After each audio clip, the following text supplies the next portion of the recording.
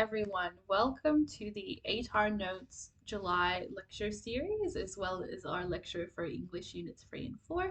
My name is Sunny. I'm very excited to delivering this presentation to you all today, um, and hope that you get a lot out of it, and it really helps you going through Year 12.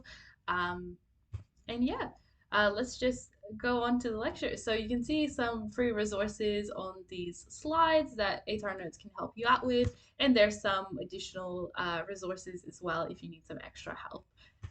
So we'll start with a little bit of information about myself. So as I mentioned, I'm Sunny. I graduated in 2021 with an ATAR of 96.70, and I was the dux of my school. I received a study score of 44 in English, as well as 40 plus in other subjects such as legal studies, English language, literature, further maths, and psychology. So you might see me in some of your other lectures as well. And I'm currently studying a Bachelor of Paramedicine at Monash University. I'm in my second year of my degree. Essentially, really aiming to kind of reinforce that same idea of wanting to help students to get into their courses, any preferences that you may have. And I hope that this lecture helps you because English is a prerequisite for a lot of subjects. And yeah, so this is the layout of today and what we'll be going through. So looking at all of your exam sections, text response, comparative essays, and analyzing argument. And we'll also start off with presenting argument because it's the area of study that a lot of you are likely to be doing at the moment for Unit 4. You can also follow the sidebar to see how we're coming along. You can see that we're going to start with presenting argument, go into argument analysis, comparative argument analysis, and then look at comparative essays and text response as well. So feel free to ask me any questions as we go along. Utilize the chat section, and I'll be able to answer any questions there as we go along. So make sure that you don't just go through an area of study such as text response, you don't come back to it until way later. You need to enforce constant revision of your areas of study. Really important that you don't forget the skills that you've already accumulated and you keep improving on them. Every once in a while, write an essay on the different free sections that you'll be assessed on. All right, so we're going to start with presenting argument and have a chat about your oral presentation. So Vika wants you to use persuasive language techniques to persuade your audience of your contention or your reason for writing that oral and back this up with your sub-arguments in order to justify your opinion. So essentially, you can think of this as almost reverse engineering analyzing argument.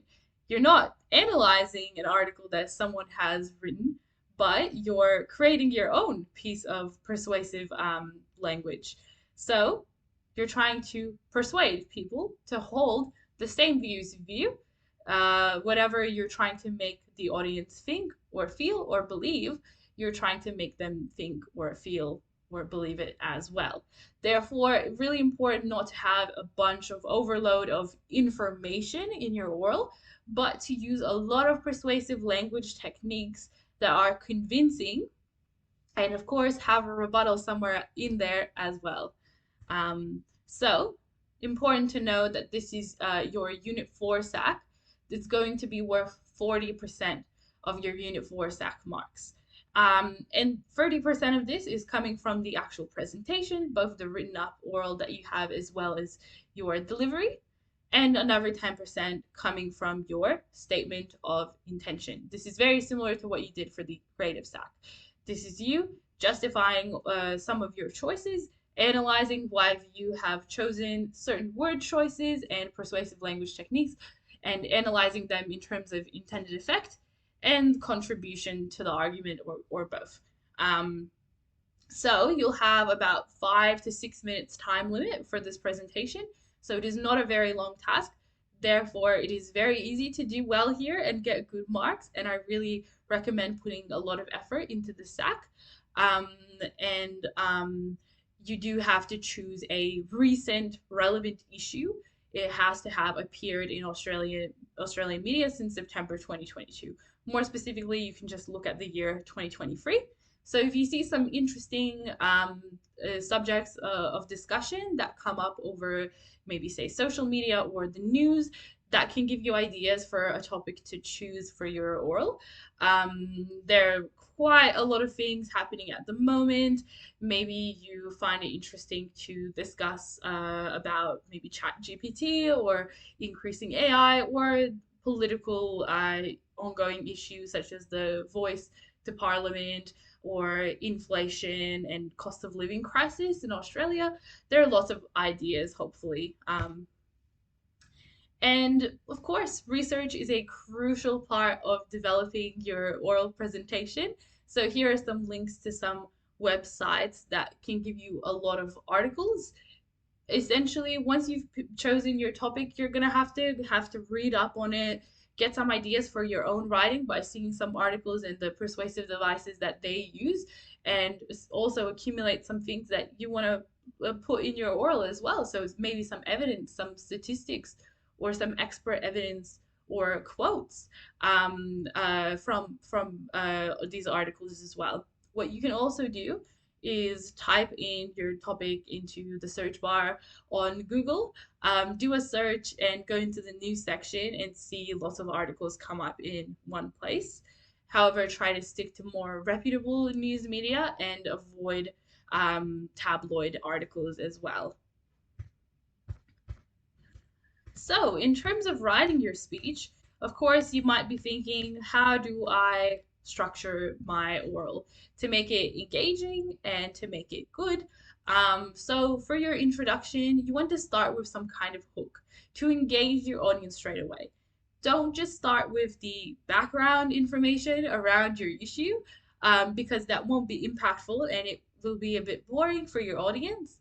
So keep that until after you've delivered some kind of hook to immediately engage your audience with something interesting. And this could be starting with a persuasive language technique. You might start with an anecdote. You might start with a staggering statistic, maybe, or a piece of evidence, or a quote, or some emotive language, or even a hypothetical account, if you're going for a more emotive approach. Another strategy is that's really interesting is bookending. You can use that to conclude as well if you're both struggling with how to start and how to finish. Essentially, your first sentence is the start of an idea, and your last sentence of your piece is finishing that idea.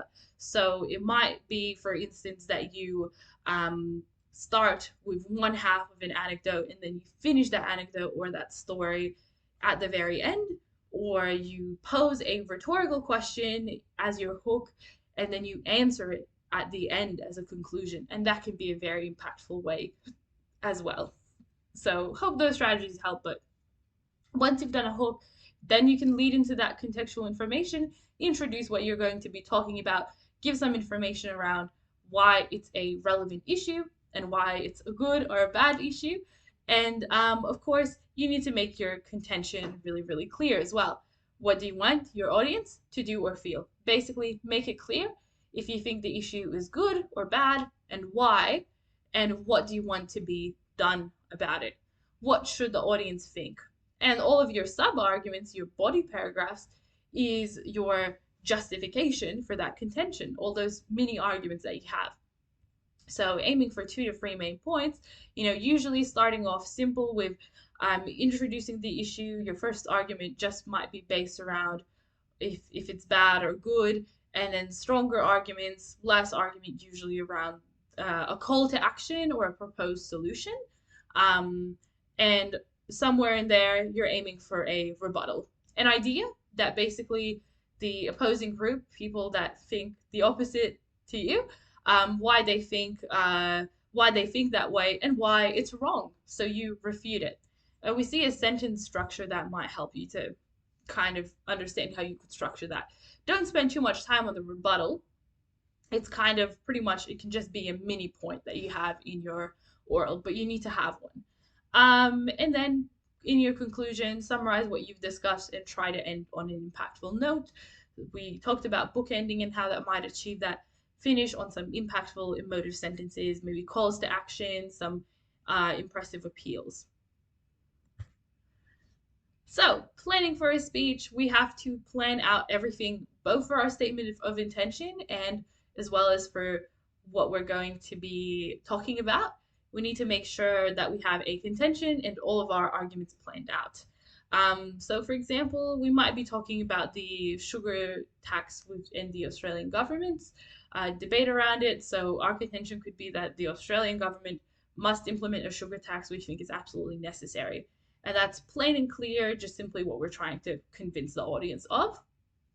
So, what are some arguments to back that up? We might be saying that current health measures, such as health star rating, voluntary codes of conduct, and marketing, are inadequate on their own to limit obesity and excessive sugar use and diabetes, etc. Of course, we've dot pointed the ideas that we would actually discuss for that argument as examples that have been ineffective. Then we get more complicated in the second argument and we're delving a bit deeper. You can get some ideas for more complex arguments when you're researching as well. So, for example, taxation revenue could be used on recreational and health related infrastructure, such as hospitals, which can also create more jobs. So, talking about taxpayers' money here, kind of a part of the issue, but not as obvious. And that can make for a strong argument. And then we have a rebuttal argument that some argue that taxing sugar might have detrimental effects on the sugar industry. However, we're going to say that this will actually encourage companies to create healthier food products, might not actually big impact at all, and maybe even bring in that sugar sales will continue to be very, very high anyway, most likely. So that could be a plan that you'd like to follow. Now we'll have a look at some sample hooks. So we talked about having an impactful start. Let's see how these examples achieve this. So consider this: an Australian Muslim mother of two is deeply in love with the Victorian town her family feels lucky to call home. But after she clicks on a Facebook page titled Stop the Mosque in Bendigo and is met with a torrent of anti Islamic rhetoric and even personal threats, she begins to question the community she thought had embraced her family. So we see some lots of emotive language here. You're using this hypothetical account before it introduces the actual context of the issue, before it gives the specific details of, oh, this is an actual individual and all the evidence around the mosque and introducing the issue itself.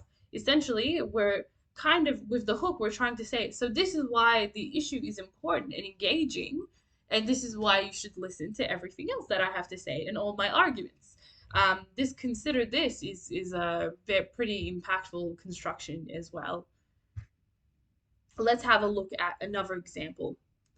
African Americans line the streets of their communities with their hands up as they beg cops not to shoot, as the movement started in the wake of Trayvon Martin's death still echoes in their hearts, still pleading for their right to safety and protection, reminding us that their lives matter, that Black lives matter.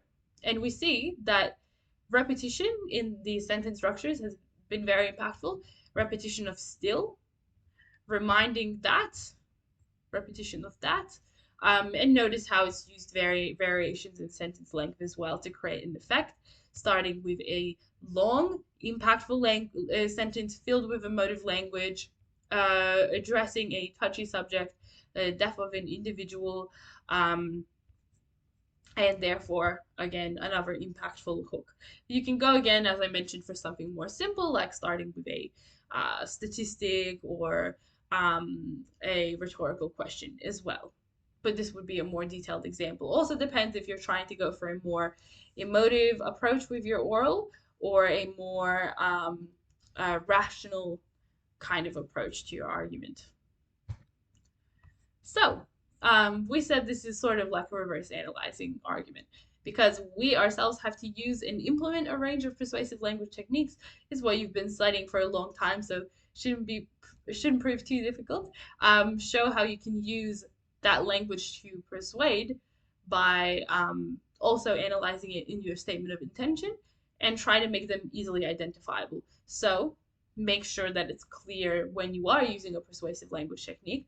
For instance, looking at this example, this is supported by the professor of the Institute for Religion, Politics and Society at ANU, Irfan Ahmad, who noted that with the rise of ISIS claimed violence, Muslims in our community and around the world are slowly losing their individualism.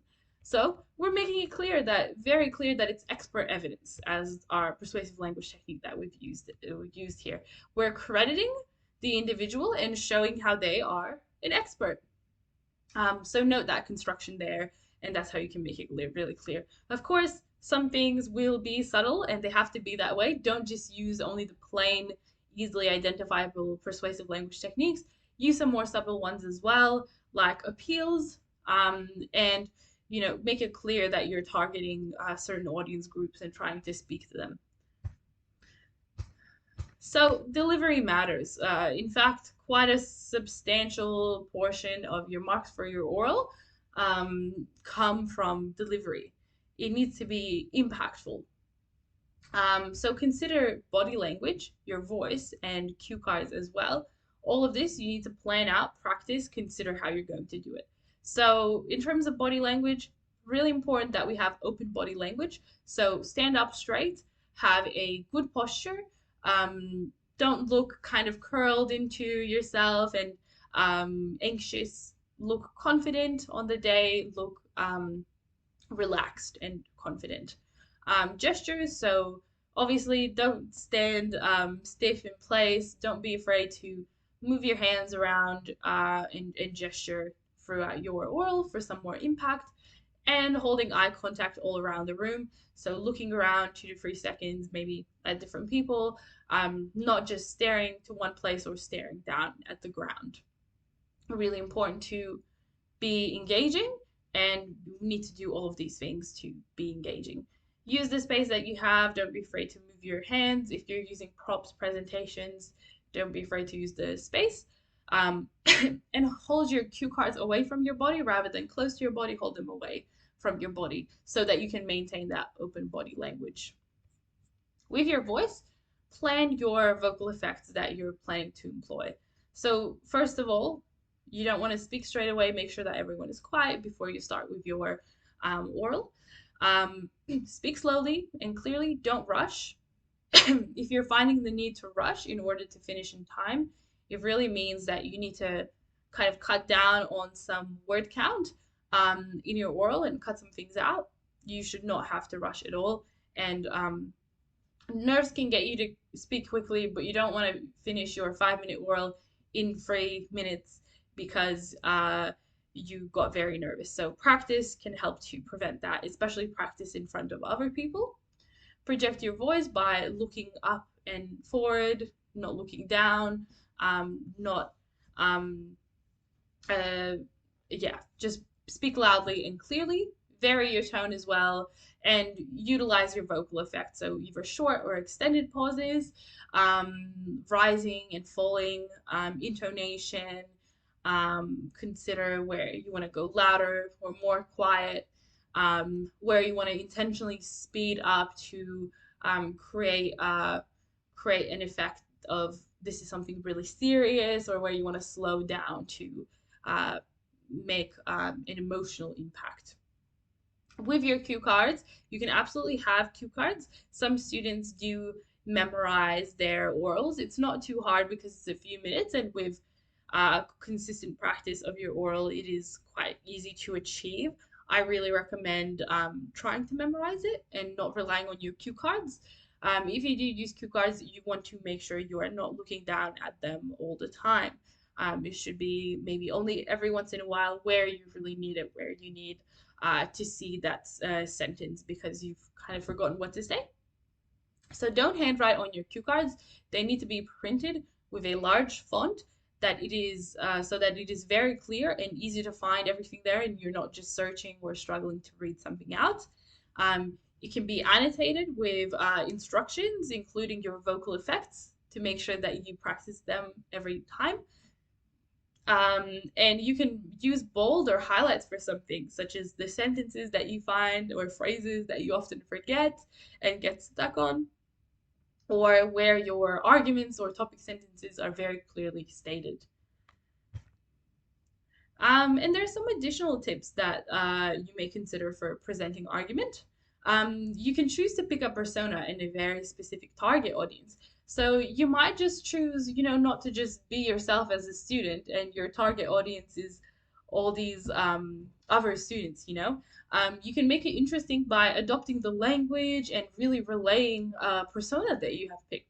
For example, if you chose as a topic Australian media law, you may have chosen to adopt the persona of a small news journalist targeting big news journalists who called for the law to be passed. So then, I'm presenting as a journalist, of course, I would expect to have quite elevated vocabulary and strong journalist type arguments, kind of like what you see in articles, lots of persuasive language techniques scattered around. But I might also be relating how the issue applies to journalists as well, and often referring back to my interest as that stakeholder. Similarly, with vaccine hesitancy, you might adopt the persona of an ICU nurse, targeting Australians older than 60 who have no choice but to take the AstraZeneca vaccine, probably to calm them down, assure them of how it is not harmful. Um, and using a lot of medical evidence and terminology and reasoning to back that up. So you can see how this can be a really useful strategy. We'll see a bit of an example of this later on as well. So you also need to clearly signpost in your speech every once in a while. Don't use words like linking words too frequently, but make it clear when you're transitioning to a rebuttal, transitioning to a conclusion, showing an example, leading to your next argument. So use your words like, however, on the other hand, ultimately, what you use in essays. So use that clear signposting. And of course, introducing this that strategy of bookending that I've already mentioned. So just have more of a read if you didn't understand that explanation, because it's right there on the slide.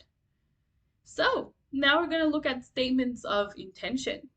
As you can see, this is a introduction, quite lengthy, doesn't have to be as long. We'll talk about where you could cut it down, but essentially, how do you structure a statement of intention so that you can maximize your marks? And what are all the elements that you need to plan for to be discussed in your statement of intention? So your first paragraph, or your sort of introduction, should include all of the big picture ideas. Remember that this is an informal task, so you use first person for this. And it will probably be around 300 to 500 words, so not too long. So the deliberate choices, or your own persuasive language techniques that you've implemented, you need to be quite selective in choosing what you wish to analyze. Don't just try to stick every random piece of evidence in, but choose the persuasive language techniques that you can analyze in the most interesting way, your intention behind including them. So first, that big picture ideas paragraph, that's a bit of an introduction, as we said. So firstly, you start off by introducing the issue that you are going to be talking about and saying, I've chosen to write an oral on this topic, um, and you can give some background information around the issue.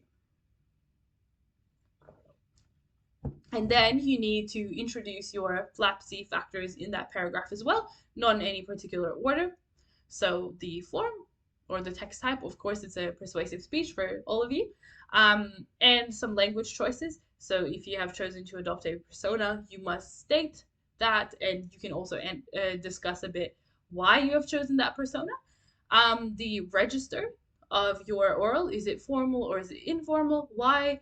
What kind of tone is throughout the piece?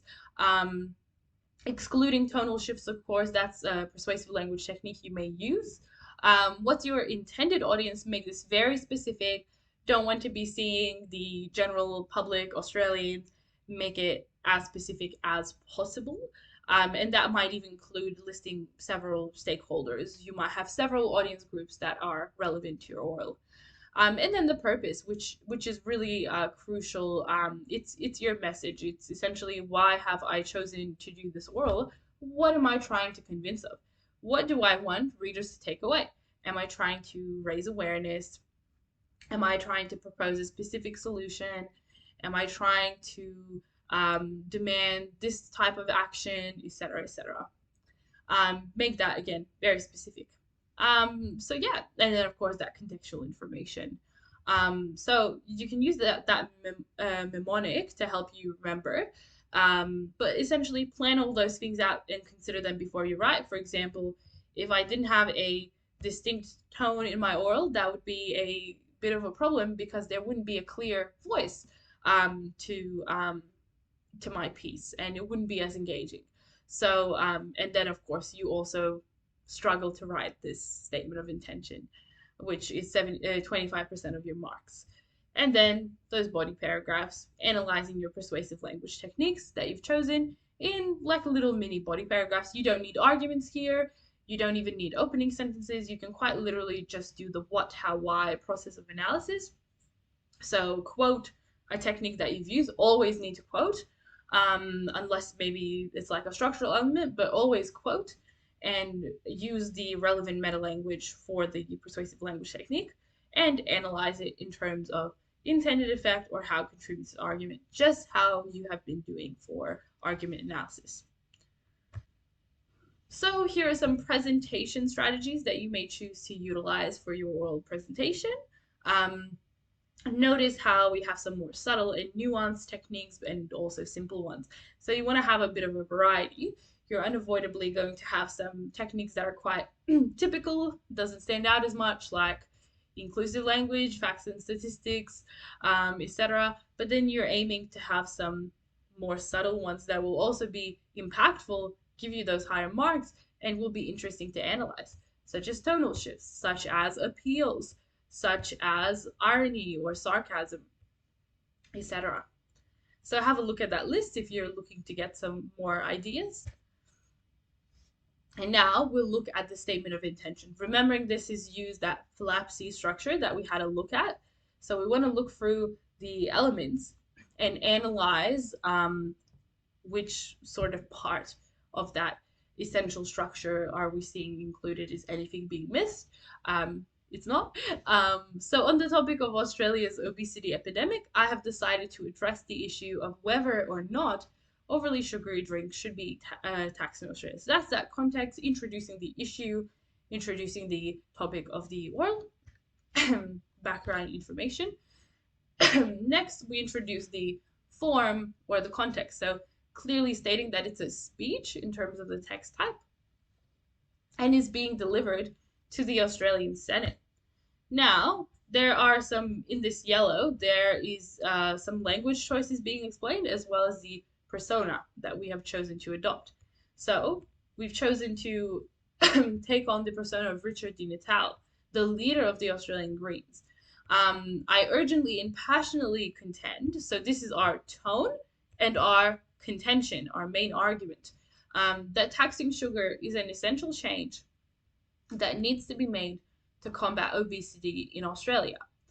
I chose to adopt the persona of Richard Di Natale, as he's a passionate advocate for a tax on sugar in Australia. Being a former general practitioner, he's very knowledgeable in regards to issues involving public health and enthusiastically advocates for improvements in legislations regarding the health of Australians. So we see here that there's been quite a lot of explanation or justification to why this persona was chosen. Also, probably because it is a very specific persona. This is where, if you're looking at this thinking this is a bit long for that word count, this is where you could cut down, especially if you haven't chosen a specific persona.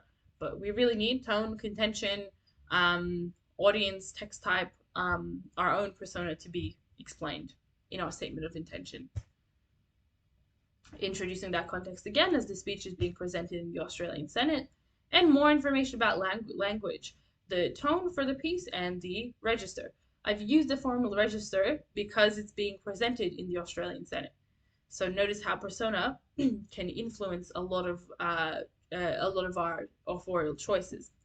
and the relevant conventions of a speech presented in the Senate, such as thanking the acting deputy president at the beginning. So again, reflected in the language choices, our persona. To project Dean Natal's bold opinions supporting the taxation of sugar in Australia, I have used an urgent but measured tone. Then we have the purpose. Essentially, what do we want to be done about the issue? The purpose of my speech is to convince my audience to support the taxation of sugar in Australia, which with hopes to pass a bill that taxes overly sugary products by 20%. Um, and the audience of my speech includes members of the Australian Senate. So there's some justification here for why that audience group was chosen also. I've specifically targeted the concerns of present and former senators such as Barnaby Joyce in my rebuttals for countering their arguments to help strengthen my contention, making it really clear that the reason this specific persona was adopted and the reason this specific audience was adopted was because they are the people holding the opposite opinion. So there's a lot of people in parliament that were against this sugar tax, saying it wouldn't be good for the economy, etc. So this example, they've chosen to refute essentially that opinion of those politicians, and that's why they've chosen members of the parliament as their audience. All right, that's it for presenting argument. If you had any more questions from that, feel free to utilize the chat to ask me. And now we'll move into argument analysis. So what are your criteria according to VCA? You need to be able to comprehend the material and contention. So understand the piece as a whole. What does the author think, feel, or believe, and want to happen? And this includes your visuals and your comments as well, any comparative material you may have. You need to be able to have a full picture to form a comprehensive interpretation. And of course, find the contention and arguments. Now, the quality of your analysis is the bulk of your marks. You should follow a structure to make sure that you do it properly, because it's quite easy to do this correctly. So we'll look at the what, how, why, or the feel, think, do methods. However, this is basically your, persuasive language technique quote, and use the meta language to say what persuasive language technique it is, and then analyze in terms of intended effect, or bring it back to the argument and how it reinforces or supports it. Doing that constantly. So never having, where you've included a quote and you haven't analyzed it, with the exception of you're combining quotes and you're saying this is further reinforced by blah blah blah. Otherwise, everything has to be analyzed. Never include quotes without analyzing, unless they were used for maybe some kind of a vocabulary effect, like in your topic sentence, to make it sound nice and fancy. So you can use some quotes just for that effect and to make your writing look good, but if you're including them as evidence, they have to be analyzed. Don't just put something there and move on. Similarly, can't move on without analyzing, and all analysis has to be justified by a quote. You cannot analyze if you don't have a quote and evidence to support what you're saying. Also, being specific with our analysis, related back to the particular issue, to exactly what the author is saying, making sure you have lots of creative ideas. You're not just analyzing surface level with really shallow, like boring ideas. That can take some practice. Do some activities where you take evidence and you brainstorm what it could mean and try to lead into some unique pieces of analysis. Be creative. Use ideas that have come up in your head while you've read the article that you're working with. And then, of course, expression and vocabulary. You need to use meta language. So for your persuasive language techniques, and good writer does words. In general, shows, says, and makes words to stay away from. All other writer does words are good. Just substitute for the bad ones with stronger, more specific writer does words, action verbs. And then we're looking at your word choices, grammar, and flow. If you're a student that struggles to use a lot of elevated words and elevated sentence structures, and that often goes wrong, focus on being clear and concise in your assessments, and not trying to sound sophisticated at the expense of kind of butchering your vocab and your sentence structures. This is something you can work on in your own time, that sophisticated writing, when you do practice tasks at home. However, don't do it on your assessments because clarity will be much more rewarded than failed attempts at elevated vocab. So, let's look at those analysis strategies. So the what, how, why method, of course, you don't have to do the how and the why every single time. So the what is your evidence. What is the author doing? What language or techniques are being used? So you add a short quote, state what type of device the quote is consist of. You might combine a couple pieces of evidence to analyze together, or if it is just a quote, might just detail some explanation of what that quote means and how it's significant. Then you lead into your actual analysis. So the what is your evidence? How is your intended effect? How is the author wanting readers to feel or position them? And you can use this to include more discussion around audience because this is actually on your rubric. You want to make sure that you mention audience, relate your analysis back to audience every once in a while to score good marks. And then the why is why does the author want them to think or feel or believe something? How does this essentially contribute or add to their argument? How does it add to that persuasive effect? So you might relate this back to the contention or the argument.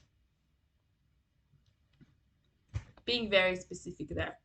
So an alternative version is this feel, think, do method. And this is still taking into account the how and why. We'll talk about how it relates. What emotion does the author want the audience to feel? And this is an emotion, usually just a quote. For example, in this example, we see embraced. That would be our evidence in this case, the what. In the case where we are just discussing what emotions it makes the audience feel, this is obviously our intended effect. How does the author want readers to feel? And what does the author want the audience to think? And what does the author want the audience to do? As you can see, do is clearly our why type analysis. So is think, but think can refer both to intended effect and analysis of contribution to the argument. So this method still does the same thing as the what, how, why method. It just doesn't remind you to include evidence every time, so be careful about that. If you find it easier to answer these questions rather than use the what, how, why, definitely give it a go. And we can see an example here of this being employed. By employing a tricolon crescendo that Australia could become a happy, thriving multicultural democracy, Morrison positions immigrant Australians to feel embraced. And that's our feeling, our emotion. They are thus likely to believe that Morrison is respectful and therefore place more trust in him as an authority figure. So the thinking, Morrison is respectful, Morrison understands how the people feel, and therefore he is more trustworthy. He has more authority because individuals feel as though they can relate to him. And there you go. That's that method. So in terms of persuasive language techniques, we want to really make sure that we have that mixture of obvious and subtle persuasive language techniques when we're analyzing argument in articles. So plan for the evidence that you will discuss in your body paragraphs as well. Don't just plan for where the argument is and then draw on the pieces of evidence that stick out. But you want to literally highlight and annotate and find some more subtle things like appeals and things to analyze. A lot of things that other students might be missing because they're sticking to the obvious things like all of your rhetorical questions, inclusive language, etc. Look for imagery, look for connotations, look for symbols, look for metaphors, and try to implement both into your analysis. So plan for what you use because you don't have a lot of time. You only have an hour to analyze what you choose to analyze. So you need to be smart with your time and choose valuable pieces of evidence. So there's just some tips. Connotations is a good note to keep in mind. And a lot of students don't do connotative analysis very well. They just say like negative connotations attached to or positive connotations without elaborating further. So you actually need to state what those connotations are. Maybe use the construction connotations associated with or connotations of, for example, a negative one would be suffering and misery. Like you need to just make it really specific to the piece of evidence that you're working with. Don't just leave it at negative or positive. But this is a very good example of a subtle persuasive language technique. Let's have a look at this example. So how do we do this looking for subtle persuasive language techniques? Looking at just a sentence. The Darling is suffering from record low flows, fish deaths, and algal blooms. This is referring to the body of water. So what's the most obvious thing that stands out? Just listing the structuring, low flows, fish deaths, and algal blooms. Well, that's the most plain and obvious thing. If we analyze this, it's not going to be anything too good or too valuable. But then we see that there's jargon that would be used by experts analyzing what's happening to the Darling as a body of water. So we see jargon of low flows and algal blooms. Of course, we know this could demonstrate some expertise, investment in the issue. Drawing a step further from that, we're looking at the individual words themselves.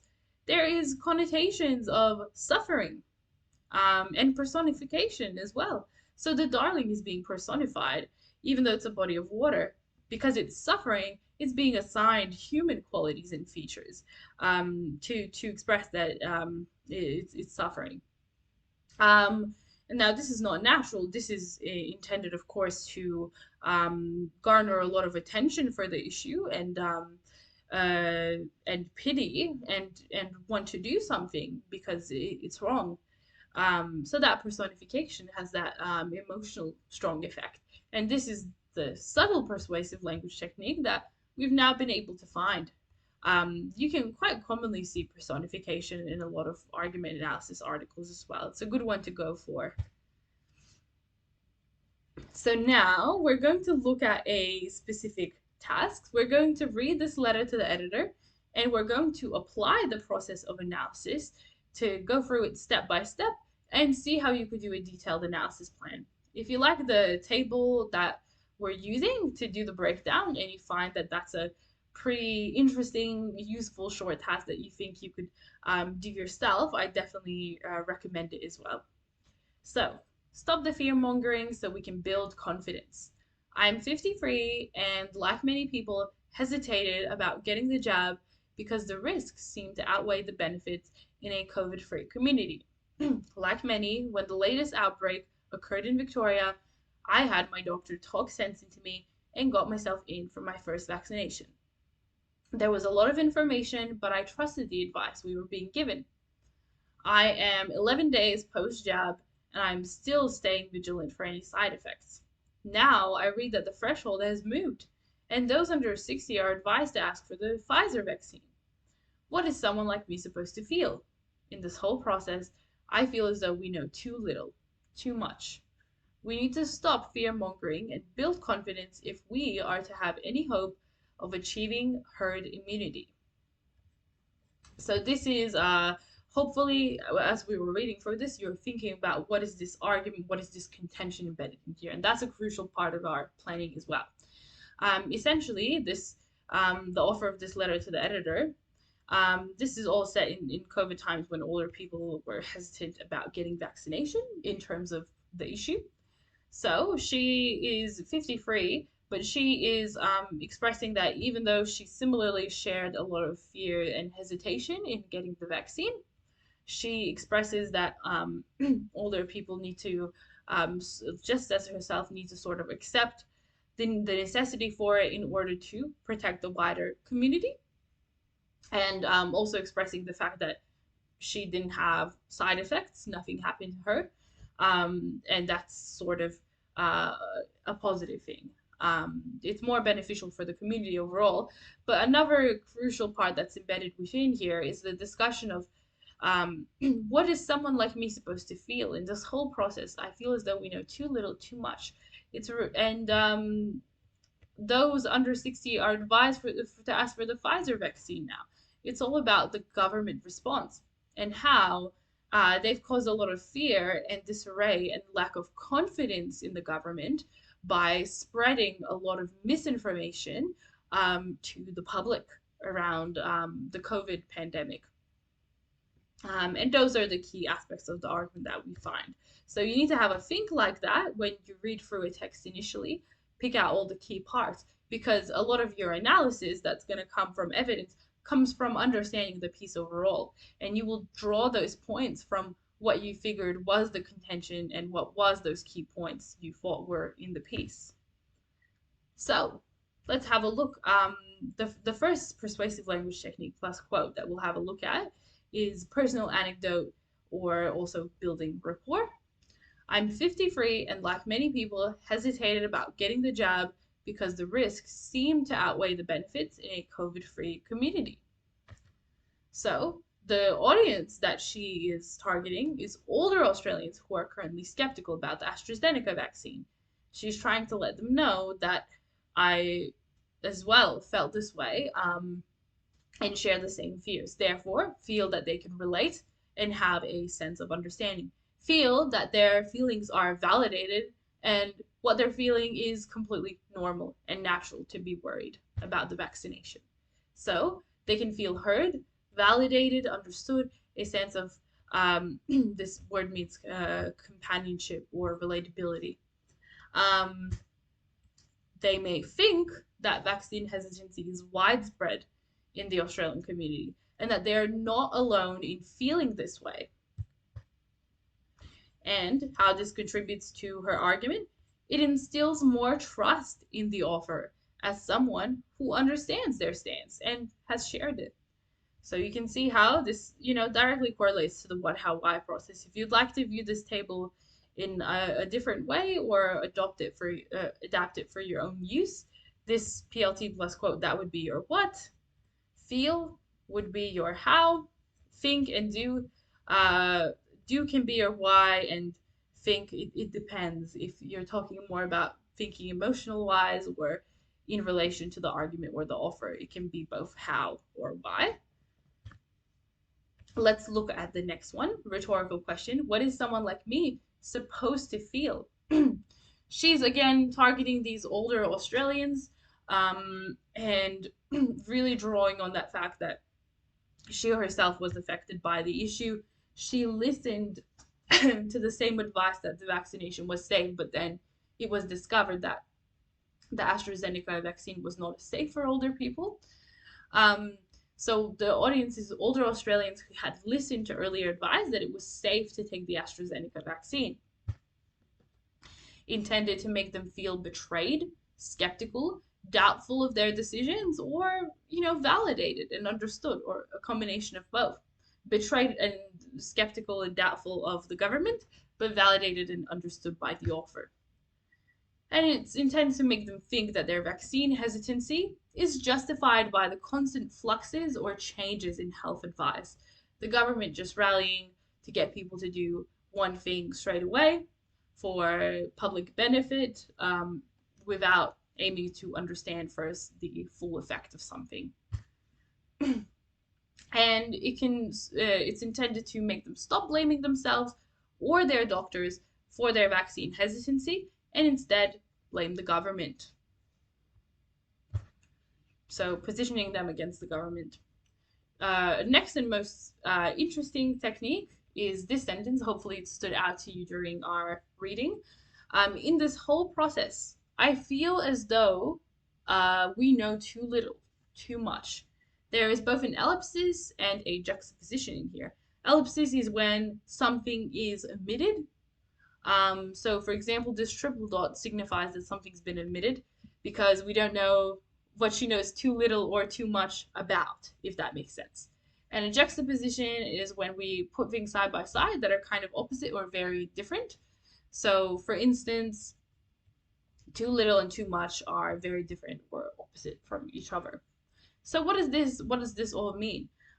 She's targeting the government as the audience here, which is different from before, and trying to sort of make them feel sort of ashamed and guilty and change their approach, rather than being irrational and rushing things along, wait to get the full information and not misinform the public and provide different ideas, and then those ideas sort of change.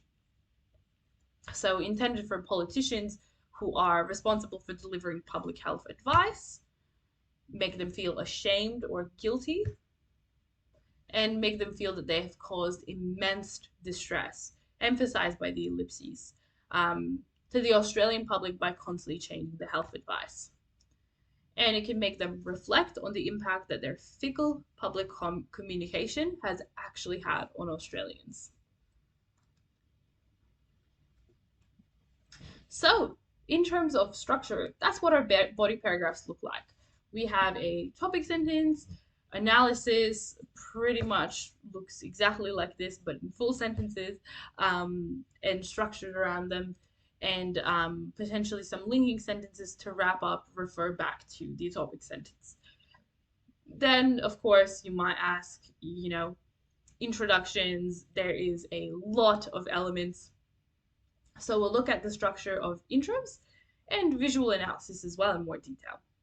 So with our introductions, they have to include the issue.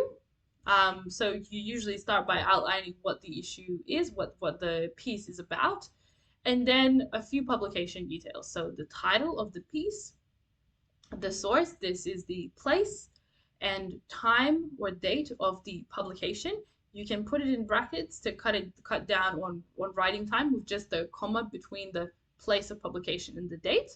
And you can even stick that to the ends of sentences. The author's name, as well as the form or text type. There we still have a few different ones. We have blog posts, we have opinion pieces, we have articles, news articles. All of those are different text types, and you need to be able to differentiate. And then, of course, your comparative materials even more. Consider all the different types of visuals, photographs, cartoons, caricatures, drawings, so on and so forth. And then we might also see things like comments or letters to the editor. All you need to be able to differentiate. But yeah, so mention this form. I really consider it part of the publication details. I usually would just consider combining all four of these elements together in even one sentence. And then with your contention, your tone and audience, very easy to include as part of your contention sentence. If you'd like to elaborate on the audience a little bit further because you have a very interesting discussion, you can include a separate additional sentence following on after your contention about the audience. So consider the overall tone of the piece, excluding tonal shifts, and you can literally follow a structure of in a something adjective tone. Author's name contends that, contends helps to signpost that is your contention, or even contends to, and you can mention the audience members and detail your contention. Elements of a good contention: need to mention if the author thinks the issue is good or bad and why, and what they want to be done about it. So their purpose, kind of what we looked at for presenting argument. And then if you do have standalone visuals, not embedded within an article, but standalone, so separate from the article, maybe attached after the article, you do need to mention them as well as any comparative materials, introduce them and their arguments at the end of all of these elements for your main article in the intro. Visuals need to be included if they're standalone. Embedded visuals are just part of other arguments that you are finding, in the main article. They don't get their own argument or mention in the intro. So, for example, we're going to look at the example of this image. How would we introduce it in an intro at the end? Lemming's article is accompanied by a photograph, so stating the text type as well, of a young woman crowd surfacing at a music festival. So you need to detail what you can see in the image overall, supporting his assertion of the danger and recklessness of youth. And that's the argument there. So the idea is, and hopefully you all know this by now, we do not ever analyze an image in a standalone paragraph on its own, it's always attached to an argument. Even if it is a standalone image that has a completely different argument to our article, that would just mean that we have a comparative style body paragraph. We don't still give it its own body paragraph. All right, so let's kind of look at the do's and don'ts. This is a great example. This assertion of teen recklessness is bolstered by the prominent photograph showing a young woman crowd surfacing at a music festival. So again, detailing the text type and what you see in the image overall. Bolstered means it's reinforced. So this is how you introduce an image. Oh, okay, I've just analyzed something. It's semi-relevant to the image. I'll say that this is further reinforced by the accompanying image, which shows blah, blah, blah. And then analyze specific little things in that image that you find interesting, such as symbols, any text headlines, any interesting color choices, size, scale, what's in the foreground, background, central elements, quite an abundance of things to analyze. So here we've chosen the carefree nature and danger involved in the image would have been improved with the use of connotations. Maybe if we detail the appearance of the woman crowd surfacing, which causes some concern, and that she's probably not very staying safe, we should say. Those kinds of connotations, because crowd surfing is dangerous. It may position the parental audience, including audience discussion, to consider the recklessness of youth in such environments, and therefore question the viability of pill testing in mitigating risks to young people's health.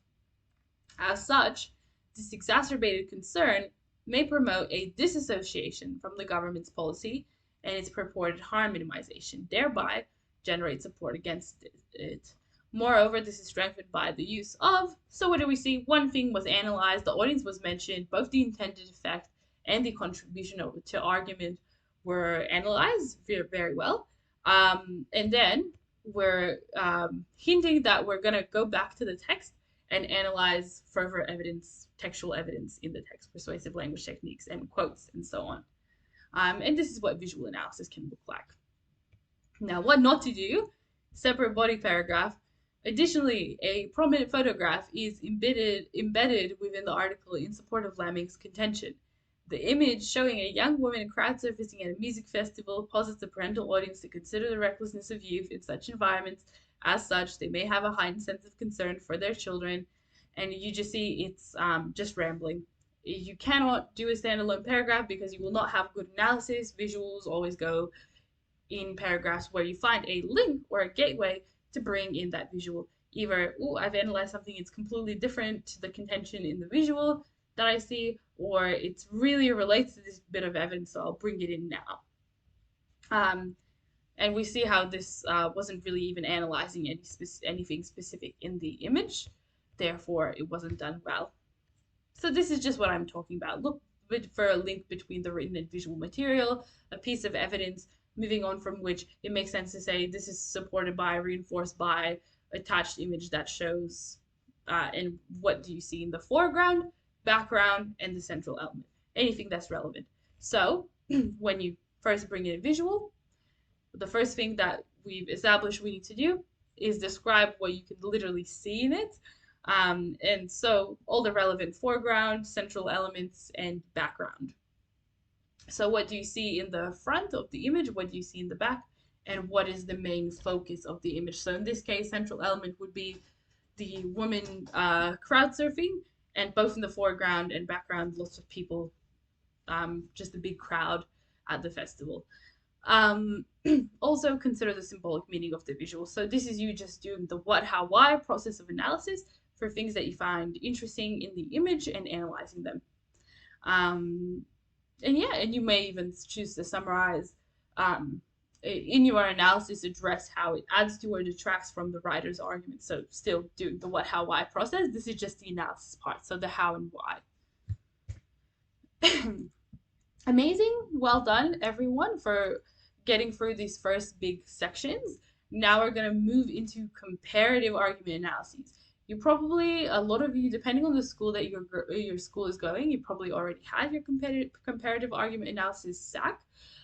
However, we'll go through this, and it also reinforces your argument, your knowledge of non-comparative structure, because if you can write this in the structure well, you can write a really good non-comparative argument analysis. Really important to be good at these, because VCA does not exclude completely the possibility that you could get this on the exam. And it has happened in the past. We will look at some screenshots of some examples that show what these tasks have looked like in the past. So essentially, it doesn't necessarily end at your SAC. You're not likely to get it. They haven't given them in like quite a few years.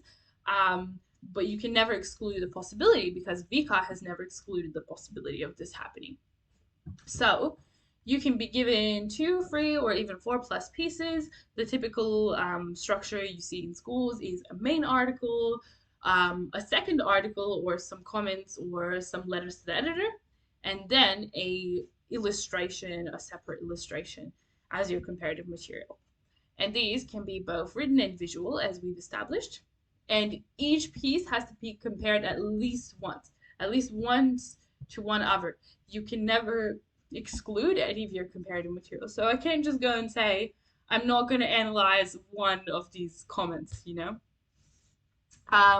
So we see an example of what we've seen in the past on exam. This is an example where we have one longer article, a weekly column, one short letter in response, one cartoon.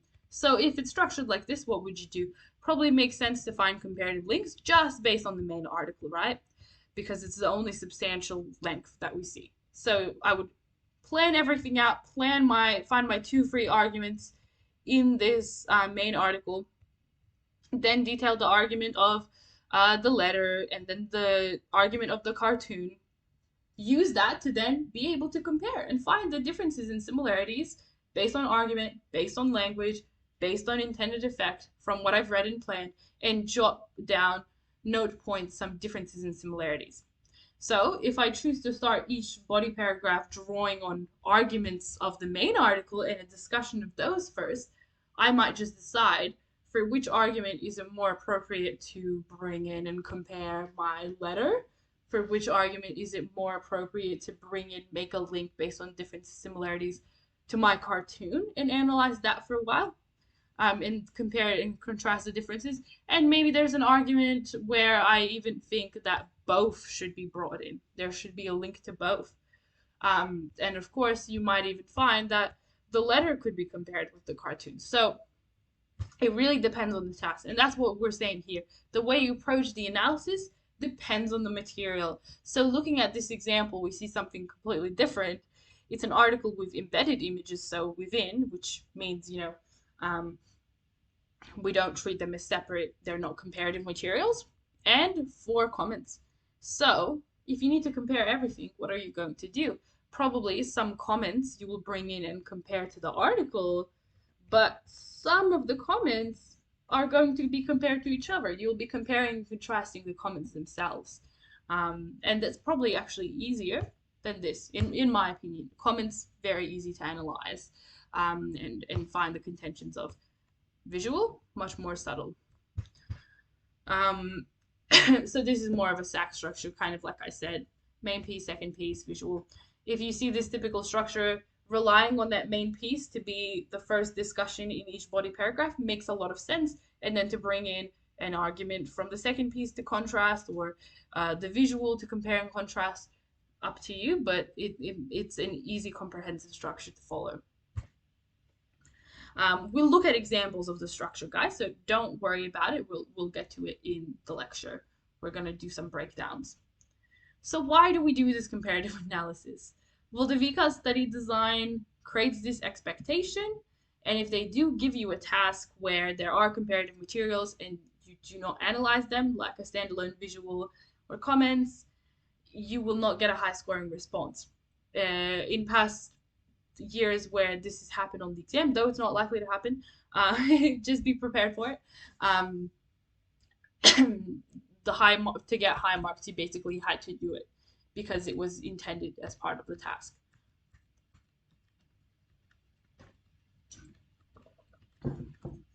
So, some really important things to understand for comparative analysis and structure and writing it all up.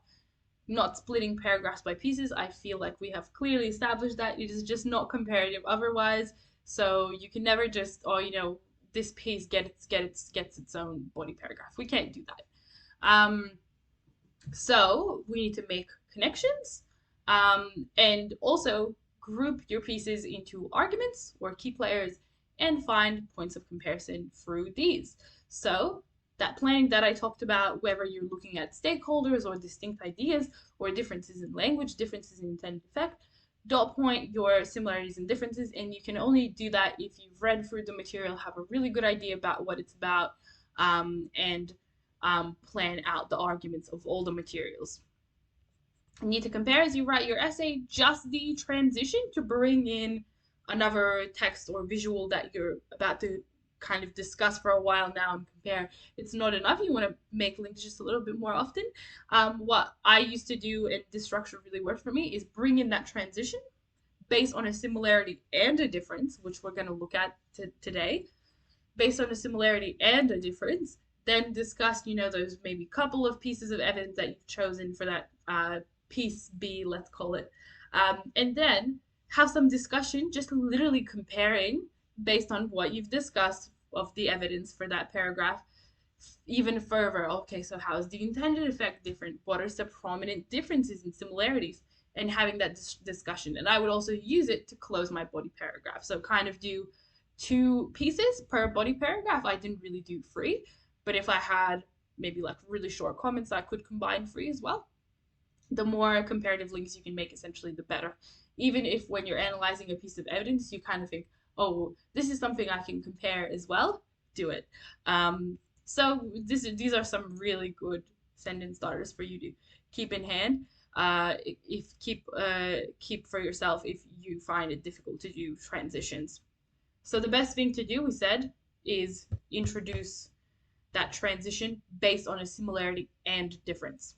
So the main things that you will refer to is the language or the argument, either similarities or differences. The strongest link or transition you can make is noting both a similarity and a difference. And they have to be opposites. So if I note a similarity in the language, I will say, whereas there is a difference in the argument. I won't just say this language is similar, but then the tones are similar, but then they use different persuasive language techniques, right? So, for example, if I say that offer B also utilizes an appeal to fear to create blah, blah, blah effect. However, he also argues that some kind of nuance in the argument. Yes, maybe issue is bad, but something else should be done about it. So looking for, especially if you can find subtle, small differences, that's considered very valuable in English. So hopefully this slide really helps and gives you some sentence starters and ideas. We can compare literally everything: persuasive language techniques, approach to argument / tone, if tones are different, nuances in how the argument is either very different or just slightly. There's some subtle things there. Intended effect, and targeting different audiences, literally everything you could think of, everything that's relevant to the material you've been presenting. So we're going to start seeing this in practice with intended effect to begin with. So we'll read these 2 letters addressing school strikes for climate change earlier, and compare the intended effect on the reader. So think about how they're similar and how they're different, which would allow us to make that comparative link. I went to the climate strike in Geelong. It was amazing to see so many students and so many parents and adults marching alongside them in support. These children loudly and clearly gave detailed speeches on what they expect from politicians. Unlike in my youth, they know what they want. They can see what change should look like. Finally, so can I. So that's Demopoulos. And Asplan says Peter Waterhouse cynically characterizes the climate demonstration as a vacuous, virtue-signaling exercise. Vacuous meaning pointless. Are the protesters really seeking approval rather than fighting for a cause? vanity rather than conviction, I am more inclined to think people are protesting because there is genuine fear, especially amongst the school age strikers, that unless governments act decisively now, we are heading towards an unlivable planet, as planned. So, similarities stands out. Both of them support the school strikes. And the second one, hopefully, you didn't get confused because he was taking a quote and essentially refuting it and saying that this guy is wrong. He's a cynic. But both of them are in support for the school strikes, but for different reasons. So Demopulus um, is trying to say that the climate strikes have been bringing people together, and in particularly giving children, school age protesters, empowerment and ability for political expression and feel that they can incite change. Whereas Aspland was instead saying that these school strikes are vital and we need to incite action now. Things are going badly. This has all been, um, large impact on the environment, and it's drastic action is necessary. Um, so we see that here.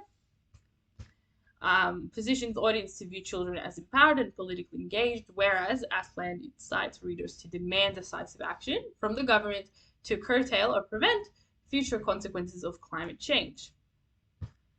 And now we will look, how do you plan for comparative material with a short example, and how do you write up a body paragraph?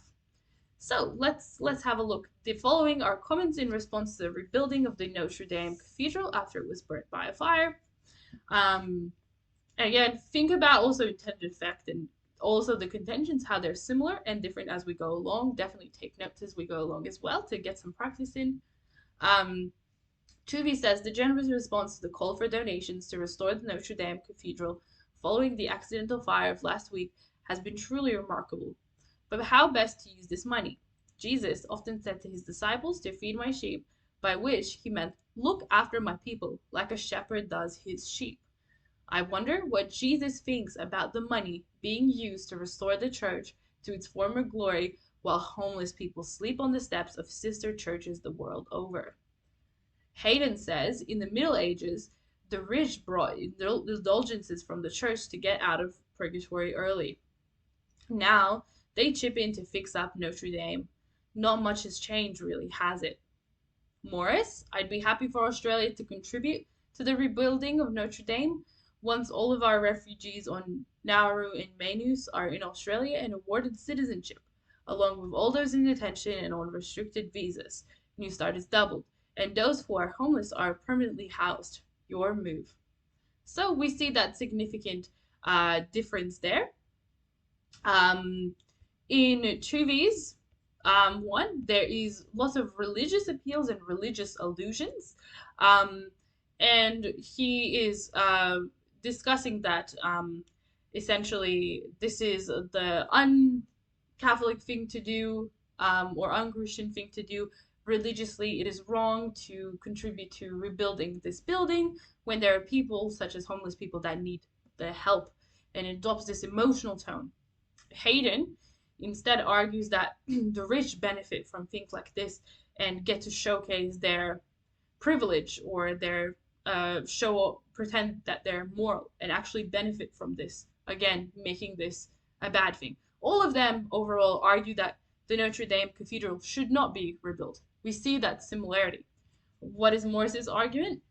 It should not be rebuilt until domestic issues in Australia are addressed. There are very serious domestic issues and other groups that could benefit from the funds. So have a look at this plan. I'm just going to take a second to grab a glass of water.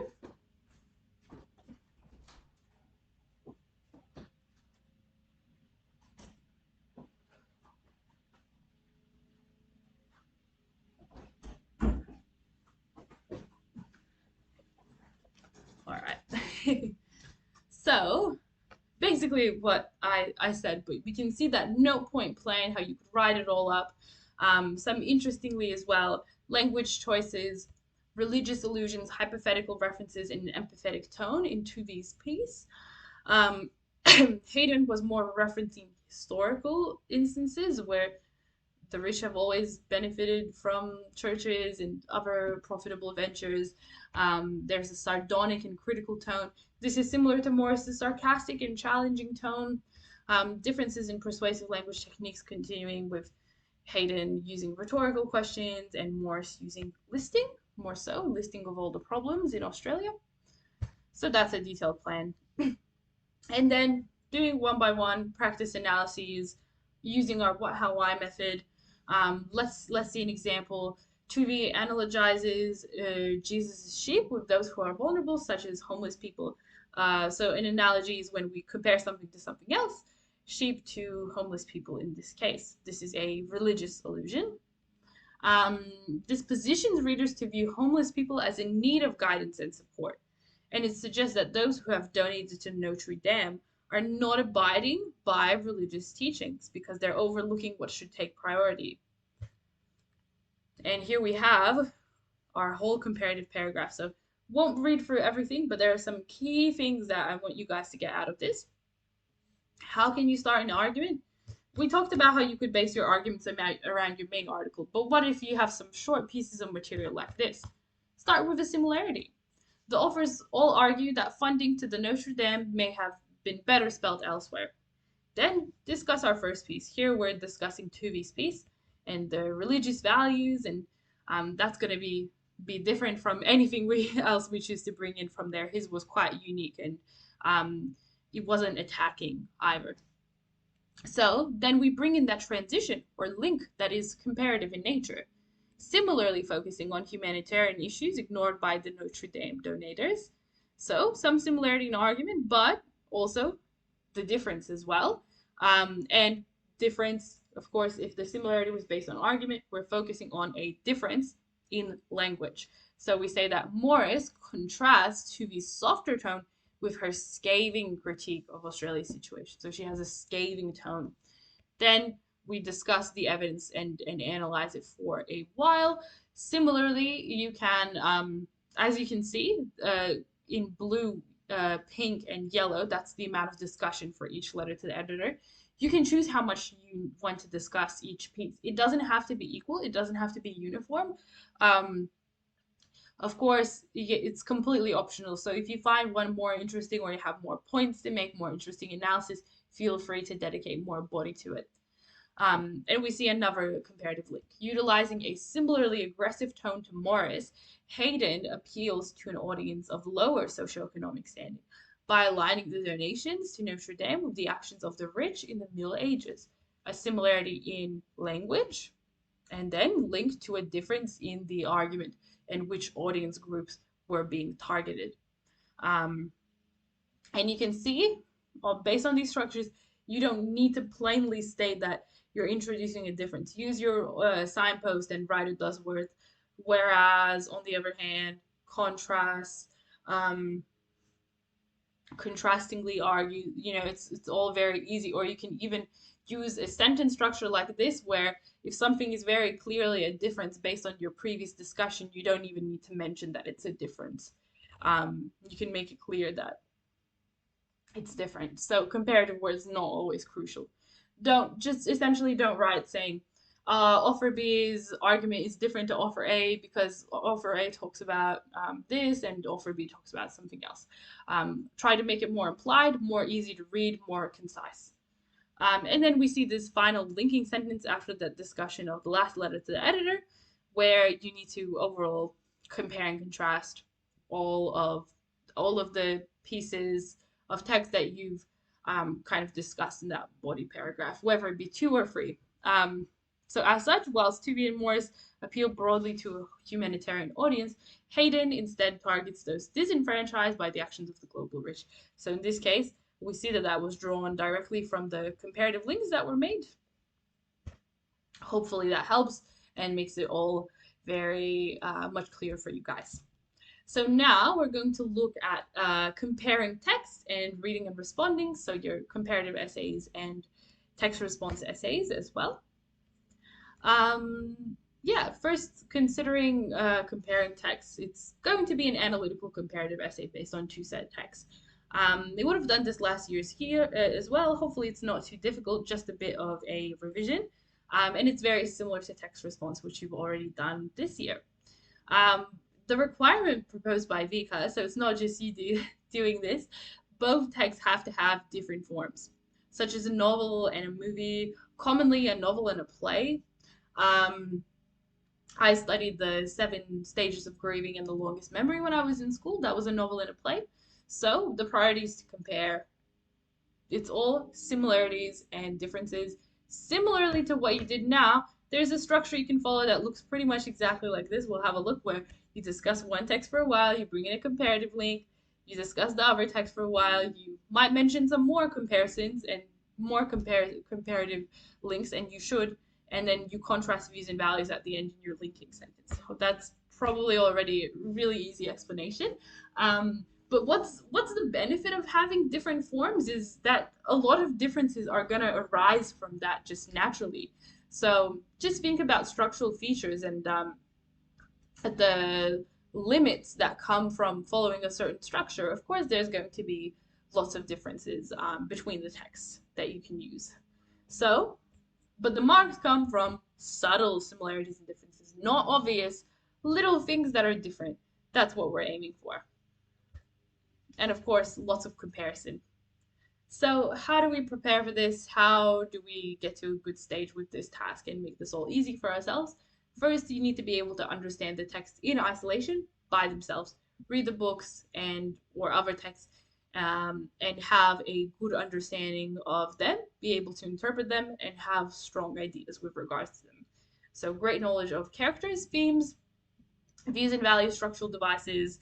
You want to use your notes, annotate on your book, accumulate quotes, do mini analyses activities, group everything by themes in your book. Um, Same as for text response, exactly the same.